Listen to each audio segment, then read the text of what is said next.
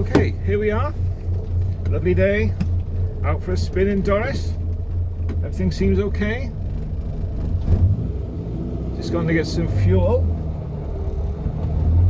And then we're going to make our way back through Cowbridge.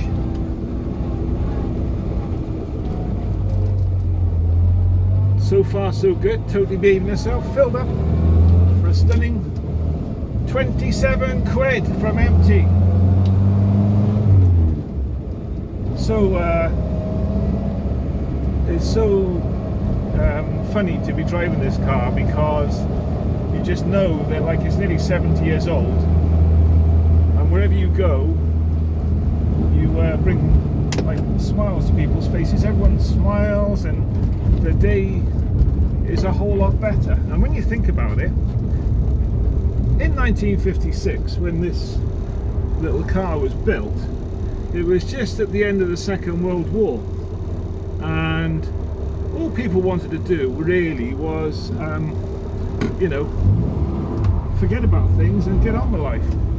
And to have a little car like this, which you know you can look after it yourself, you don't have to sort of pay for mechanics and stuff, unless big things go wrong and stuff, that's different. But even then, the idea is you can look after it yourself. Then you can appreciate why these little cars were so popular.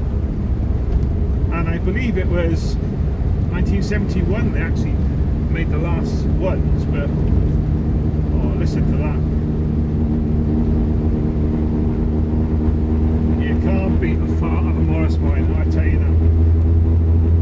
So yeah, 1948 I believe they started making them to 1971. There's still several thousand on the road today, which is, you know, testimony to how well they're built.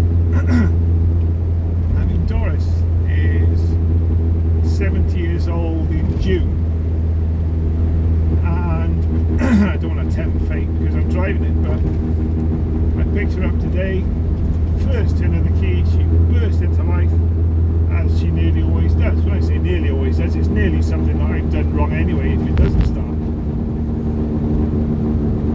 So, just coming through Cowbridge now, excuse me, and you pass these kind of modern cars and all that rubbish, and you just think to yourself, why do you need to keep making cars? That's what I was gonna, you know, why do we need to keep making cars?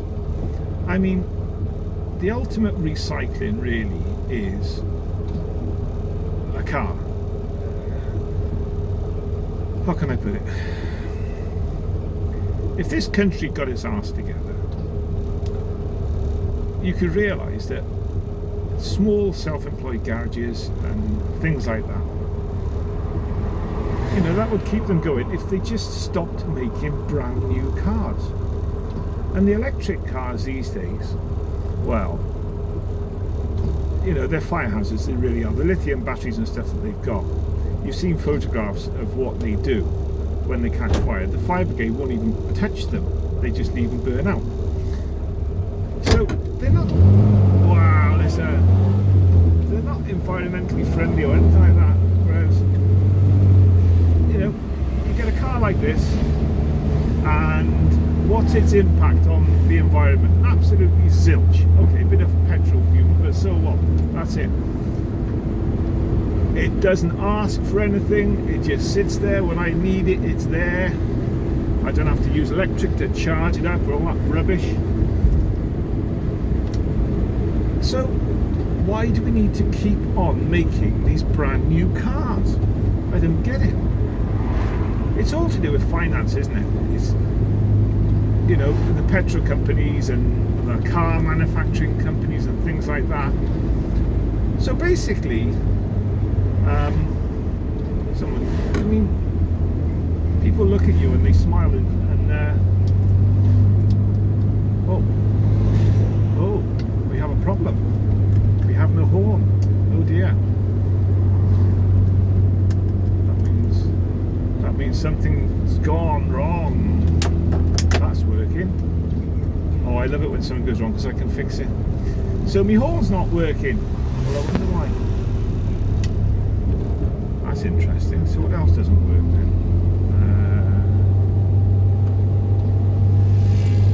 Oh, I see. So basically what's happened is the the fuse for the wiper, for some reason, has decided to go, or it's come loose or something, but that doesn't matter. I guarantee within 2 seconds I will fix it. And that's a good thing about these cars. Hang on. Yeah, the radio's working, so the fuel gauge is working, so we're okay. Just the fact that I can't swear at anyone. Anyway, no problem. Back to what I was saying. Yeah, so, well, there's a prime example. The horn's not working, so what do we do? Well, if you're in a normal car, you take it to the garage and they say, well, we've got to do a diagnostic and we've got to do this and we've got to do that. What do? I got a whole bunch of fuses. I just put another one in. And hello, somebody else waved to me. Yeah, I mean, okay, what's the worst case scenario? The windscreen wipers don't work and the horn don't work. Well, don't take it out in the rain, and if anything happens, shout out the window. That's the way I look at it. Yeah, I don't understand why the wipers, why the horn didn't work, but there we are. It doesn't matter.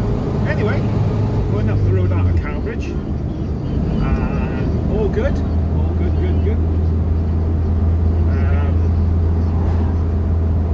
I'm gonna see this time if I can get the speed camera things going. You know, the little ones that say how fast you're going. Well, I put the speedometer in here, and I'm not sure how fast I'm actually going. I think I'm doing about 10 miles slower than what it's telling me, but I don't know, and that's a mystery. But then 99% of Morris Miners on the road today, I would say they haven't got a clue how fast they're going. But it doesn't matter, it's fine, it's alright, it's relaxed. Hang on, with this, you've got to make sure you think about when you're going to stop as well, because the brakes aren't exactly the sharpest, but you know what, that doesn't matter, that's all part of it. That is all part of it. And when this little car came out of the auction, it had a whole load of different problems with it, which I managed to fix, which is great, and that's all part of it. The dynamo didn't work well, I fixed that. It wasn't working, it was only running on 2 cylinders for some reason. Well, I fixed that too. Only via YouTube and things like that, you know. That's the fun of these cars. You can get one on a budget, put it in your car, insure the thing. As long as it's road safe, it's okay. It doesn't need an MOT, but that's really debatable. I mean, there must be some real wrecks on the road these days, but it's got to be road legal, it's got to be road safe. That's fine. But basically, this car, unless I have to do anything with it, costs about 46 quid a year, fully comprehensive to insure. And that's it.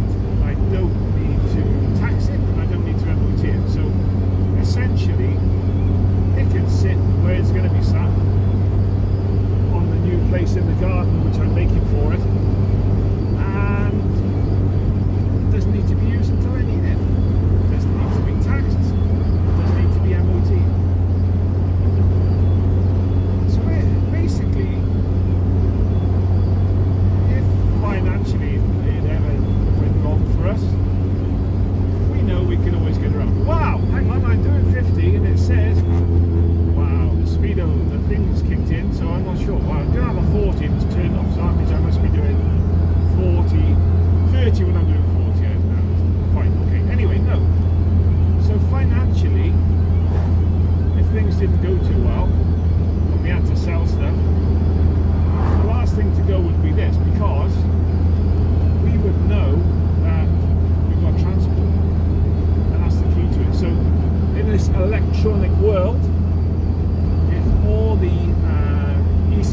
when the cars and everything went down and all that rubbish, I still be driving around. My non-ECU car, not affected by EMF or whatever you want to call it, you know. So that's good. That's all right. That's very good. Anyway, I'm just at a junction here. Hang on. Stop in a minute. Off we go. Well, hey, I love that fire. You gotta love that fire, haven't you? Listen. So, first thing I'm gonna do when I get home is replace the Hawk fuse, which for some reason